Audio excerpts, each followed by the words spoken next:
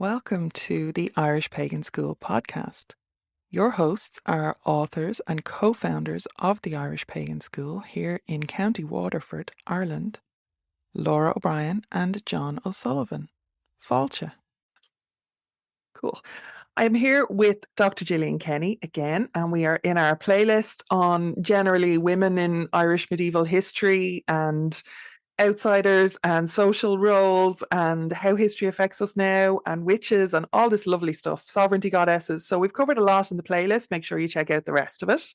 And we are covering topics that Gillian has taught for us on, which is great. But Gillian is also currently working on the history of Gráinne Mhaol, Grace O'Malley in Ireland. So I thought we'd just kind of slip it in. I'm sure you'll do a class on Gráinne Mhaol at some point for us. Yeah, sure. So let's preempt it. Yeah. So I have always been fascinated by her. So do you want to tell us a bit about her for people who might not be familiar, and your work, and have you discovered anything unusual and all that good stuff? Okay, yeah, sure. So many people will know her as the Pirate Queen. Basically, in a nutshell, she is born on the far west coast of Ireland into quite a small lordship. Her family were kind of lords of the sea. If you think they also owned land, but if you think of most lords as having ownership of lands and dealing with that, well, they had a bit of that, but their main roving area and source of income was the sea of the west of Ireland. And anyone who's been to the west of Ireland will know quite how difficult that probably was for them. So her name comes from a kind of a play on the Irish version of Bald Gráinne, because there's stories, lots of stories about her. There's lots of legends. Part of my job is to kind of sift through the legends and see what's at the root of it. So the idea was that when she was a little girl, she asked to go with her father and his sailors along the west coast, and he said, "No, of course you can't," because she had long, beautiful hair, and he said that will get caught in the rigging. Gráinne, you go home and stay with your mother. And she went, all right. And she left the ship and shaved all her hair off, and then came back and said, now can I go? And so then he had to bring her. So that's Gráinne Mhaol. That's where that title comes from. So she's born into this family, and she's born in a very significant period. She's born around 1530, and basically she's born into a Gaelic Irish lordship, and Gaelic Ireland is about to change very drastically in the 16th and 17th centuries. So it is the time of plantations, it is the time of extreme colonization. Everything she knows will change, but it is also a time where, in a space where Ireland is torn apart by war and conflict, that a woman like Gráinne Mhaol finds a way to wield and hold on to power. So that's a very interesting kind of point about her. She becomes basically a lord, a chieftain, and she is, I mean, the first really properly documented woman in Irish history to do it. Even though she's never given the title, she basically rules as one. And she can do this in a time of extreme unrest. So in my studies with women and power, you often find that women can thrive at these liminal periods in history where the established order is breaking down. So even though in general it's an incredibly traumatizing time, and it was for her, one of her children was killed. I mean, it's a horrendous time for her. She's in constant conflict with the English authorities. She finds a way to basically consolidate previous husbands' power, to take over some of their lands and men, and to kind of amalgamate that into a greater O'Malley kind of lordship that she was to all intents and purposes chieftain of. And she, in one of the worst periods of Irish history, particularly the later 16th century, when the Tudors were enacting genocidal policies in the south and the western areas of Ireland in particular, she managed to die in her bed, probably aged in her 60s, on the west coast of Ireland. So she also managed to die not before knowing that her son, who inherited Tibbet na Lung, as he was called, Theobald, or Tibbet of the ships, that he was kind of becoming the most powerful landowner in the west of Ireland. So the really interesting thing about Gráinne Mhaol is she's kind of the last unusual gasp of Gaelic Irish power in a woman that Went you out with a could see. bang. And she went out with a bang, and she's massively unusual because she basically ruled. Gaelic Irish law and custom did not allow female rulers. Now, of course, women exerted power. Of course, there are laws in place, but they subverted them. But she's quite open. And most of the sources on her come from English sources. What's interesting about Grainne is you don't see her in the Irish sources, and one theory for that is because she's so unusual, and the male kind of intellectual elite who navigated and used these sources didn't like her so much that she didn't appear because she's something that they can't comprehend.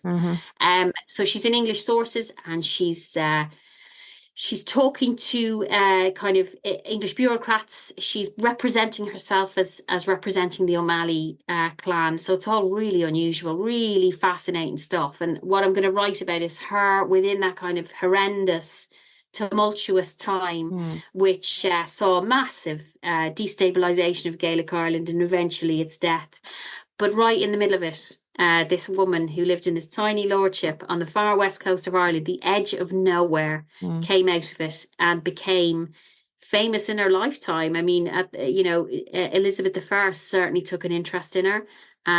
She was fascinated by her. There's an apocryphal legend, which it didn't happen. It happened in comes from I a was later time. going to ask you I about know that, of her visiting. everyone likes to think it happened. So I think it comes from the 18th century. There's no evidence at the time it Right. happened that she met Elizabeth I.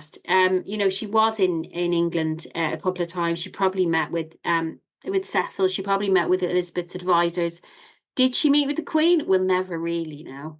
I think people like to think she did, but in the description of the encounter, which came from later, what's really fascinating about it is Grainne is presented. I mean, she speaks Latin, so it speaks to a developed society she came from. So that's shorthand for that. But also, she was mesmerized at how barbaric the English were, which is a subversion.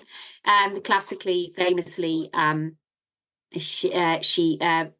blew their nose, I think it was, into a handkerchief and then shoved it back in her pocket. And she was appalled by this because she was like, you blow your nose, you get rid of it. What are you doing? And it's just these little tiny touches that go, actually, we're always told that the English view the Gaelic Irish as barbaric. And again, that in itself isn't particularly true. I mean, the English were colonizing forces. So to colonize, you have to other what you're doing. You have to portray them as less than human because otherwise your soldiers don't have the stomach for killing.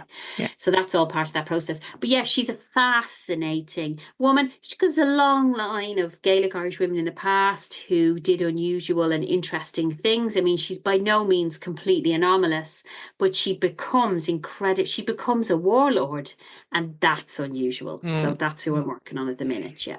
Did she? I know Richard Bingham, who was famously known as the Flail of Connacht, was sent over by Elizabeth around that period, and he was stationed at Tulsk. So that's where I would have come across his particular history. But obviously, then that was a staging post for the rest of Ireland. He was trying to, civilize the barbaric lands of the west of Ireland, which were stubbornly still under the Gaelic culture. And I know that there would have been a lot of letters back. So would that be one of the sources? Did they encounter each other or yeah? Bingham was obsessed with her. Really? He was obsessed I with never came breaking her. across that. Yeah, Bingham absolutely hated her, and hunted her down. I mean, it got so bad. She herself, I mean, that's one of the reasons she kind of went to England the first time. She wrote and said, "This is appalling." It was so bad that even English administrators in Dublin were writing to the court in London and going, "This has to stop with Bingham." Bingham is a He was notorious psychopath. insane, wasn't he? He was Yeah, he's a horrendous. I mean, it's a period in Irish history, that latter end, especially of the 16th century, where you see the most extraordinary level of genocide. Like, there are accounts, and I don't want to upset people, but there are accounts of extreme levels of barbarity. I mean, involving children. There are there's an account of, not particularly with Gráinne, but in the south. So there's a series of rebellions in the south of Ireland in the 16th century, the Desmond rebellions, and the English response was, I mean, astonishing. It was, I yeah. mean, there's so what you do get, what I always find is a disjoint, is you get noted Tudor kind of poets and writers like the Sidneys and Edmund Spenser, and these people are savages once they get to Ireland. Spenser's calling for widespread annihilation, and then traipsing over to the court and mouthing off with all these delicious poems about Elizabeth I. So there's a real disjoint. They're like a savage in Ireland, and then they go back in their sweetness and light. So it's a hugely traumatic, hugely terrible time for the country. But Bingham, within that, is excessive. Yeah. If you're so bad that these people are complaining about you, Yeah. that's bad. So Yeah. he was obsessed with her. He arranged for the murder of her son. He harried her constantly. He erected a gallows where she lived and said he was going to hang her on it and all her children. He just devoted himself to getting her. So part of the trip over was to kind of go, this needs to stop. It's hilarious. She wrote these articles about, they call it articles, these little submissions about how hard her life was. And if you know about her, she's like she's hard as nails. Like she's a pirate war queen. And she's over in England going, oh, I'm just an old lady and just I can't cope. But what's fascinating from my point of view from these interactions again with English administration is she presents herself as speaking on behalf of the O'Malleys. That's very unusual. Mm. So she's an extremely forceful character who's managed, and she does make an impression. There is a kind of there is a fascination with her, with who she is and what she represents. So in the English mindset, of course, the Irish were always that little bit exotic. And when you get them at court, there was always that little kind of frisson of, oh, look what they're wearing, or, they can't speak English properly. And if they spoke English, it would have sounded quite different to the English that was spoken in southeastern England at the time. So they would have looked and sounded almost alien.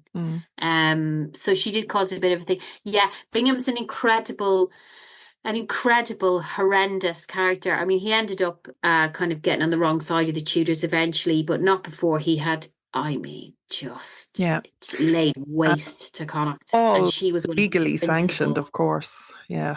The most Oh, of war yeah. crimes and Yeah. I mean, that's part and parcel of policy at the time. So again, what will be featured in the book? I mean, she kind of is born at the same time as Elizabeth I, and she kind of dies around the same time, we think, as Elizabeth I. So there's two kind of lives also in tandem.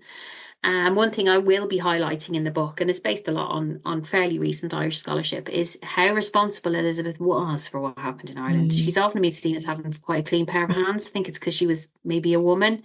No, No. Elizabeth was well aware of what was No. happening in Ireland to push forward her agenda. And it is grist to the mill as well of, the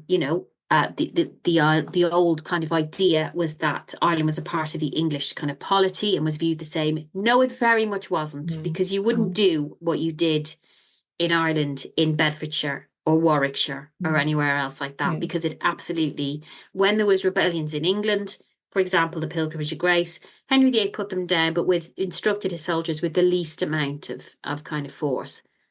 That is not the case specifically and explicitly in the Irish situation. So it is treated very differently by successive Tudor monarchs. Absolutely. Yeah. And continued up through history. I mean, through the Black and Tans, through the forces, the armed forces in Northern Ireland. And there has always been that excessive. And, when you were saying about like that, they were in court and they were very different from the savagery that they were enacting here in Ireland. Like that is that colonial mindset, isn't it? All over the world. And it really kind of brought it home to me, just as you were saying it there, how very real it is that the British cut their teeth in Ireland, with what they learned how to suppress and oppress, and they learned the genocide, they learned all of that in Ireland and then brought it to the rest of the world in so many different ways. Yeah, so the lessons learned in the suppression of Ireland in the 16th and 17th centuries were exported to North America. Exactly the same kind of methods are used in the suppression of the kind of First Nations people. Yeah. So Ireland Yeah. is used as a kind of a practice for genocide. And Yeah. in India And as well. In India as yeah, oh, well. Yeah. certainly. Yeah. Yeah. God, yeah. All those kind of, I mean, famine as a means of waging war, things like that, excessive punishments, not adhering to the so-called rules of war in terms of treatment of women and children. Yep, we're just burning crops, baby. Yeah. That was all just Yeah. wholesale kind of. It was like a test lab for all that kind of stuff, unfortunately. Yeah. Well, it's really good to have a powerful, even if slightly anomalous figure such as Gráinne Mhaol to be, to know that there was a heroism, let's call it, a certain brand of heroism, but like, A certain you know, brand. I think she's even bringing yeah, the the power. ability to spot a chance and Yeah. go for it. She was cliched, as we'd say here. She's clever. Yeah, she certainly has her head screwed on Yeah. that one, and I think she just I mean I don't think it was I think she saw ways to solidify her family's power, and as a good kind of lord, that's what you Mm-hmm. needed to do, and Yeah. if that meant you had to do X to gain Y and look after your descendants, then that's what Grania did. Mm. And some of her descendants are still kind of fairly wealthy and powerful today. Mm. So, Yeah, Westport House was built by them. So, absolutely. the tactic worked. She Mm. was a good mother and a Mm. very good lord, I Mm. think. Yeah, good, good. Well, I love to see it. And I really look forward to you making a class for us, or teaching a class rather, for us at the Irish Pagan School on this topic. And of course, to reading your book and to seeing you consulting on what has to be films and TV shows about I Gráinne Mhaol, because I mean, how I know we had the one know. with Lucy Lawless many, many years ago. Gosh, I haven't seen that. I'm going to have to look Yeah, that up. yeah. I don't even know if it, I know if some of my reenactor friends were actually involved in the filming of it, but I don't know how, like it seemed to just fizzle. I really don't know. But obviously we have a lot more history now. We have a lot more research available, thanks to your good self and many others, I'm sure. And it's just so ripe for Oh, media yeah. production, isn't it? It really I is. don't know how they haven't. I Yeah. mean, she's just the most incredible character. So I mean, I just don't know how they haven't. Maybe what's putting them off is the fact that she really comes into her power and she's an older woman. So maybe Mm, that's mm, kind of like she becomes incredibly powerful and wealthy yeah. then. Well, So I mean, Amazon I'm all for kind of a Prime. middle-aged woman going around kicking at arse Oh, like in seriously. early modern Ireland. So nothing wrong with But that. there is a shift in that. I mean, some of say the Melissa McCarthy, films and things like that. So maybe Yeah. we're coming into an era where we're ready for Grania. We will hold out for that, for middle-aged Gráinne kicking arse, Absolutely, sailing over absolutely. to England and telling them what's what. I would watch the hell out of that. That is exactly right. Can't wait for it. So meanwhile, check the links below. Gillian may have done the class if you're watching this sometime in the future. So there will be links below to all of Gillian's classes and all of her amazing knowledge that she is sharing with us through the Irish Pagan School. So thanks so much for your time again, Gillian. And make sure that you check out the rest of the playlist. We have a series of these interviews, and they are all fascinating, if I do say so myself, but mostly due to Gillian's knowledge and wisdom. So thanks again. Thanks, Laura. And we'll see you next time. Slán. If you enjoyed this podcast, please leave us a positive review in your podcast listener. Then head over to irishpaganschool.com and enroll in one of our free or paid courses. Slán go fóill, and we will see you next time.